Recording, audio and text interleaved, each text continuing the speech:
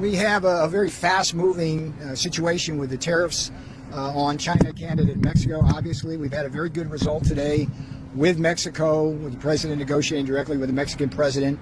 The backstory there is that the Secretary of State, Marco Rubio, Stephen Miller here in the White House, the folks at DHS have all done a very good job trying to work with the Mexican government. The Mexican government understands this, that this is a drug war, not a trade war. This is a drug war, not a trade war. We have an unprecedented amount of Americans dying every year from fentanyl alone. And it's roughly the same number, about 75,000 annually, that are going to be sitting in the Superdome for the Super Bowl. And it's more, by a large margin, than the number of soldiers we lost in the Vietnam War. And this happens year after year after year. The way this process works is it starts with China.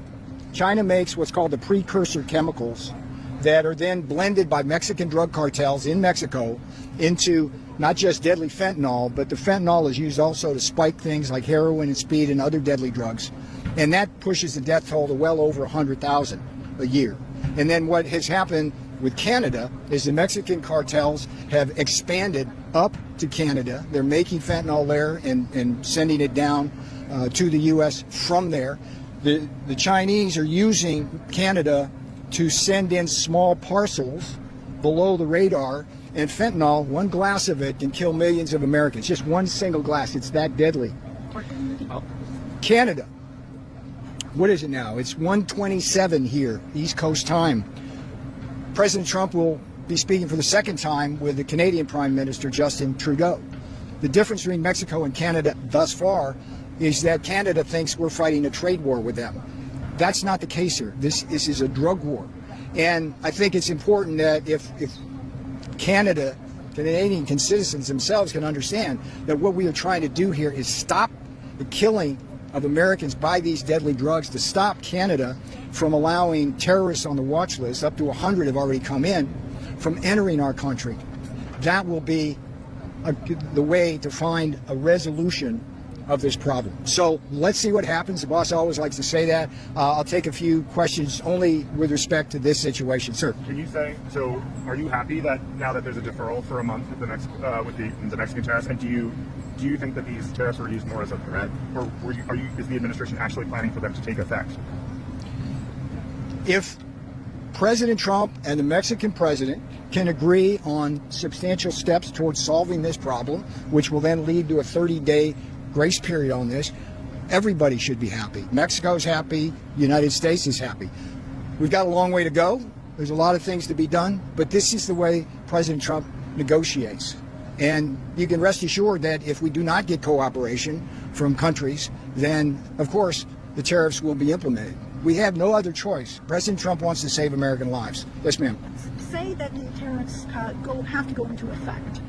When do you think, and what kind of results do you expect to have in terms of fentanyl entering the U.S.? Well, the obvious metric here is to see no Americans dying from fentanyl, and no fentanyl being seized at the border, and no intelligence that tells us that the Mexican cartels are making all of that. So there's just a lot of metrics. Yes, ma'am. Sir, do you expect a similar deal with Canada to happen later today? And are you also talking with China potentially about deferrals for that as well? President Trump is speaking with Prime Minister Trudeau. Obviously, we have had a good result so far with Mexico, but this is going to be it's going to take some time to get to where we need to be. This is a crisis. I'm one of 3 people that was with the president at the senior level back in the first term. I served all 4 years. Stephen Miller, Dan Scavino were the other 2. I watched this crisis. Kellyanne Conway was kind of the tip of that spear. And we got nothing but misdirection from all of the people involved in that chain, China, Mexico, Canada, on that issue, and people kept dying, and then Biden comes along and he doesn't even care. We care. President Trump cares. President Trump ran on this.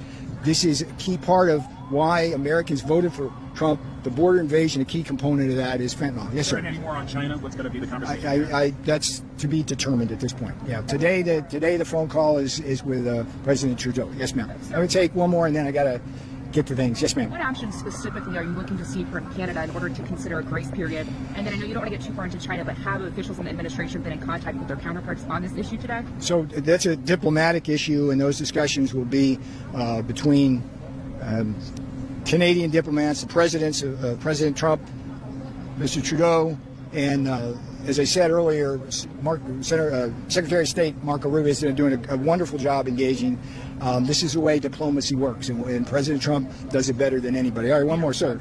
Considering that President Trump declared that Mexican cartels are a terrorist organization, do you consider the Mexican government as terrorist supporting? Yeah, but that's not this is not the kind of question or rhetoric we need. Okay, hang on, sir. This is a serious matter. Americans are dying, and we're going to have sober reflection on what needs to be done to solve it, and we're not going to have that kind of rhetoric. Okay, I appreciate it.